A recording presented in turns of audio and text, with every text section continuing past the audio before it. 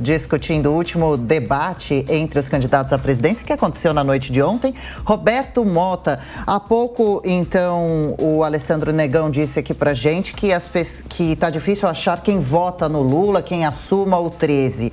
As pesquisas, então, seriam todas furadas mesmo? E aí, terá muito, você acha, neste ano, chamado voto envergonhado?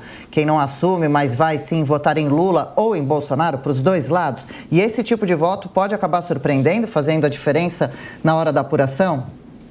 Não há dúvida nenhuma, Adriana. O que a gente tem visto é uma negação da realidade. Essa negação da realidade, como eu já falei aqui, ela se ancora em 3 elementos. O primeiro é o tal consórcio da mídia. É o consórcio que criou a Despiora. Nós vimos isso, nós vimos jornalistas com décadas de profissão dizendo que não foi o Brasil que melhorou, foi o resto do mundo que piorou. É um desafio todo dia ao bom senso, à lógica e à inteligência do cidadão. É inacreditável. Esse é o primeiro elemento, consórcio da mídia. O segundo é o consórcio das pesquisas. Nós já vimos aqui, recebemos o CEO, o dono de uma empresa de pesquisas, a Quest Pesquisas, que ele simplesmente foi o marqueteiro do PT nas campanhas de 2014 e 2018. Mas se você procurar essa informação no site da empresa de pesquisas ou em qualquer outro lugar, você não vai encontrar. Você só encontra essa informação aqui na Jovem Pan.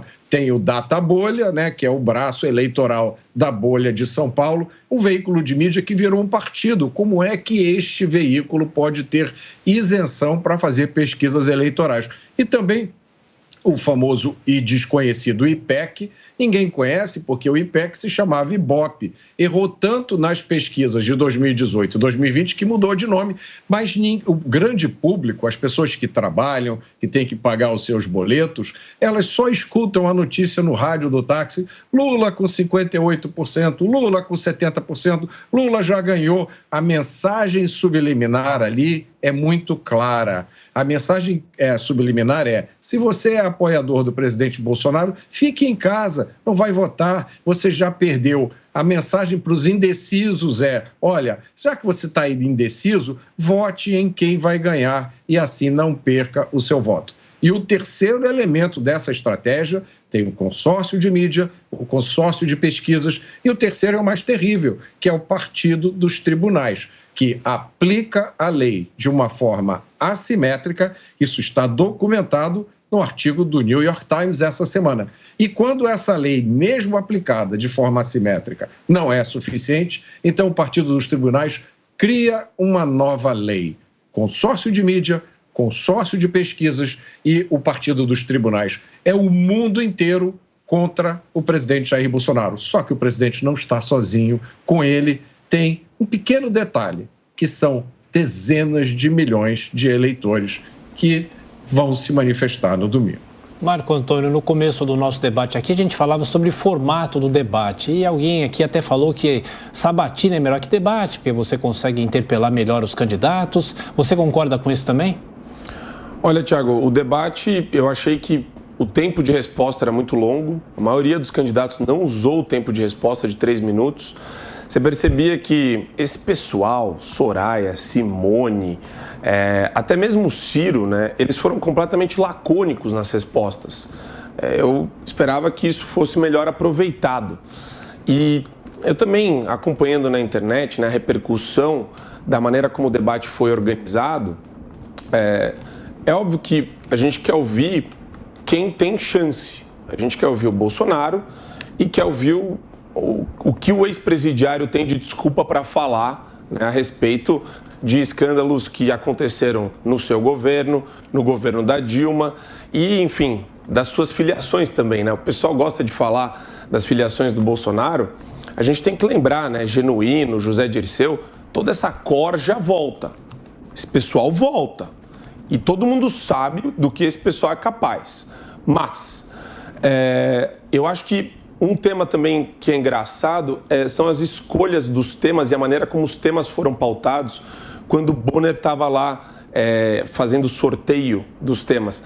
Tema de centro acadêmico de universidade, de curso de sociologia, sabe?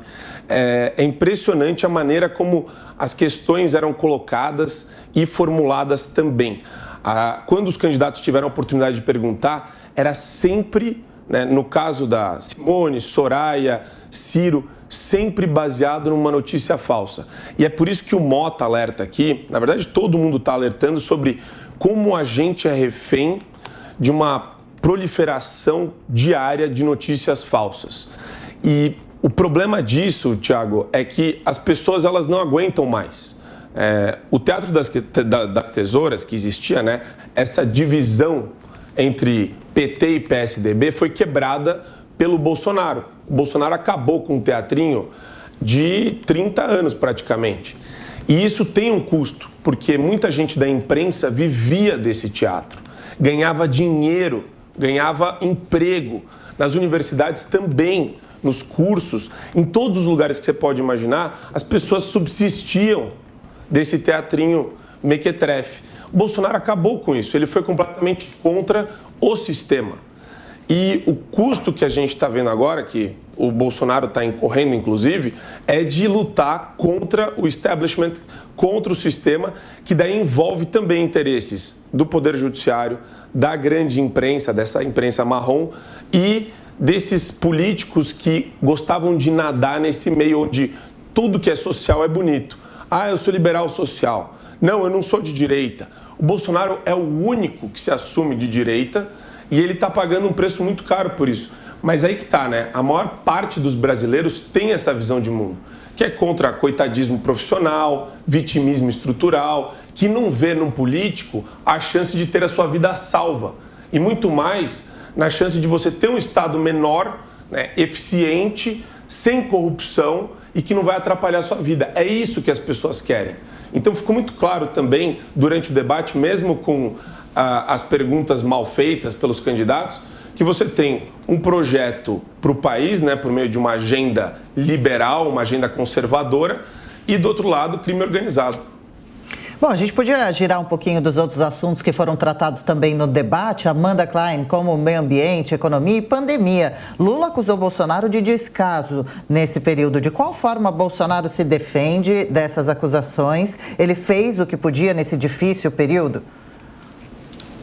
Claro que não, né, Adriana? Acho que, aliás, quando ele colecionou boa parte da rejeição enorme que ele tem hoje, 52%, segundo o Datafolha, foi justamente na pandemia, porque o presidente Bolsonaro, aliás, vários perguntaram, né? Acho que a Soraya Tronic perguntou a ele se ele se vacinou, que vacina ele havia tomado, se ele tomou as 2 doses ou mais doses de vacina, e ele não responde. Por quê? Porque ele impôs 100 anos de sigilo sobre a sua própria carteira de vacinação. Aliás, o presidente Bolsonaro repetiu de novo essa falácia, perguntou, mas sobre o que eu impus sigilo de 100 anos? Sobre várias coisas, sobre as visitas dos filhos dele ao Palácio do Planalto, sobre a carteira de vacinação dele, sobre o caso do Pazuello, que era uma nítida politização de um oficial do Exército, das Forças Armadas, e até sobre visitas à primeira-dama Michele Bolsonaro, sobre uma série de assuntos ele impõe sigilo de 100 anos. E é assim que ele vai levando, nessa toada que ele vai levando. Eu acho interessante quando o Marco Antônio pergunta, diz que o presidente luta contra o establishment político, só para entender, ele luta contra o establishment político de mãos dadas com o Centrão? É assim que ele está lutando contra o establishment político?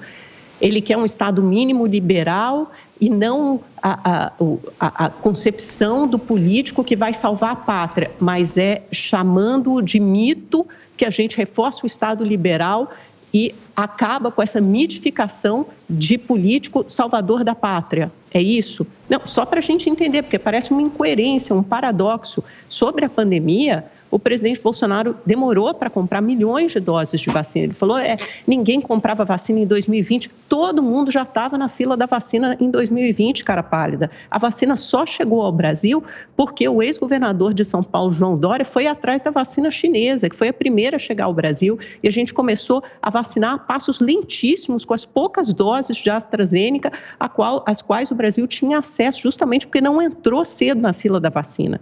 O Brasil ficou lá atrás na fila, demorou 3 meses para responder um e-mail da Pfizer. Tudo isso foi escrutinado, todo mundo se debruçou sobre isso na CPI da Covid. Há milhões de crimes, além de uma provável ali corrupção que foi descoberta, o pessoal com a boca na botija foi desvendada antes de ser levada ao cabo, que era a compra ali da vacina indiana, Covaxin, de $1 por dose. Isso foi lembrado ontem no debate também. Então, que governo é esse? Eu acho interessante porque aqui ninguém pede para que o político no cargo, seja Lula, seja Bolsonaro ou presidente, qualquer presidente que estivesse há 4 anos no cargo, ele deve satisfação, sim, à população sobre o seu mandato, aos cidadãos sobre o seu mandato. Ele tem que ser escrutinado, ele tem que ser questionado, ele tem que ser incomodado, ele não pode ser endeusado. Quem são os jornalistas aqui? Eu acho que eu, Adriana e Thiago somos os únicos que temos esses títulos, porque os outros passam pano para o presidente Bolsonaro. Tem alguma crítica a fazer ao governo? Porque eu tenho várias críticas a fazer a todos os governos que passaram pelo Brasil, porque essa é a postura de alguém que se diz jornalista e de um cidadão também, que tem que cobrar os seus representantes. Essa é a nossa função, cobrar os políticos. Qual a proposta que o presidente Bolsonaro, quais as propostas que ele colocou ontem no Brasil, no debate sobre o Brasil, sobre os próximos 4 anos, ele que pleiteia aqui, que é candidato à reeleição, quais são as propostas para os próximos 4 anos? Ele discutiu isso?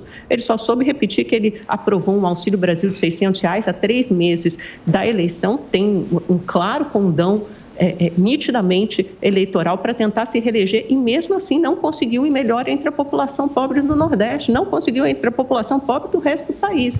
Então talvez vocês vivam numa bolha em que vocês saiam à rua e não vejam ninguém que vote no Lula. Não é o que os institutos de pesquisa apontam, mas nós teremos essa certeza e essa convicção no domingo nas urnas. Eu espero que vocês não digam também que elas foram fraudadas, porque essa é uma das muitas mentiras que o presidente Bolsonaro conta. Aliás, a mentira é um método de política e é um método de fazer política desse governo, atacando as urnas eletrônicas, atacando a democracia, atacando as instituições, atacando a vacina e dizendo que cloroquina que funciona, que pesquisa não funciona, que ciência não funciona, que matemática não funciona. Isso é um método de mentira e é um método de destruição. Então é isso que tem que ser questionado. Esse governo deve satisfação, sim, deve satisfação ao cidadão, ao eleitor e tem que ser cobrado, aliás, como qualquer outro governo, em qualquer parte do mundo, tem que ser cobrado, sim. Olha, nós temos que fazer um intervalo, então eu vou pedir para o Marco falar 40 segundinhos antes da gente sair para o intervalo. Marco, seja breve, por favor. Muito simples. Se ser jornalista é falar Bolsonaro genocida, Bolsonaro é o mal maior da nação, Bolsonaro é o problema de todas as pessoas que vivem no Brasil. Se isso é ser jornalista, desculpa, isso para mim é militância pura e simples e tentando ainda passar pano para um bandido, para um governo que foi corrupto, né, de 14 anos de roubalheira do nosso país, tentando criar essa imagem de pseudo-isenção. A gente não acredita mais nisso, Amanda. Essa é a mensagem do povo brasileiro para a militância jornalística que existe hoje no Brasil. Nada pessoal, é só uma constatação. Bom, o Alessandro Negão também pessoal. Pediu direito de resposta. Tem 40 segundos para você, Alessandro. Amanda Klein tem razão. Eu não sou jornalista. Na verdade, eu respeito muito essa profissão e nem gosto quando alguém diz que eu sou jornalista. Eu sempre corrijo a pessoa quando ela põe esse título a mim. Eu acredito que o presidente Bolsonaro tem a popularidade que tem justamente pelo que aconteceu na pandemia. E eu, ao contrário do que a Amanda está dizendo, Jair Messias Bolsonaro foi o único que ficou ao lado do povo. Até hoje eu acho estranho o fato do Lula não ter feito isso também. Até hoje eu acho estranho o fato do Lula não ter dito assim, sério que vocês vão parar todo mundo e ninguém vai poder trabalhar? Amanda tem razão, mas assim, a bolha que eu vivo, Amanda, é a bolha do ônibus, é a bolha do trem. Eu sou morador de cidade, Tiradentes, a maior Coab da América Latina, trabalho aqui no centro de São Paulo e eu vi com os meus próprios olhos, isso ninguém me inventou, ninguém me contou, eu não li no Datafolha, eu não vi nem na Jovem Pan. Eu vi comércios serem fechados por fiscais e polícia. E na mesma rua eu vi biqueiras abertas. Inclusive o pessoal que trabalha em biqueira já até me avisou que não é legal ficar falando isso. Eu vi com os meus próprios olhos as pessoas de bem que trabalham serem obrigadas a trabalhar a meia porta. Para você aí de casa que não entende o que é a meia porta, eu vou explicar para você. Imagina que eu quero comprar um copo para minha casa. Vou numa loja de R$1,99 que estava fechada e eu tenho que entrar agachado por debaixo dessa porta para poder comprar e depois, antes de eu sair da loja, o dono da loja tem que olhar para a direita e para a esquerda para ver se não tinha um policial ou não tinha um fiscal. Isso, o povo pegou ódio. É por essas e outras que o Rodrigo Garcia esconde João Dória. O povo tem ódio dos políticos que ficaram contra ele. A popularidade do presidente Bolsonaro vem daí.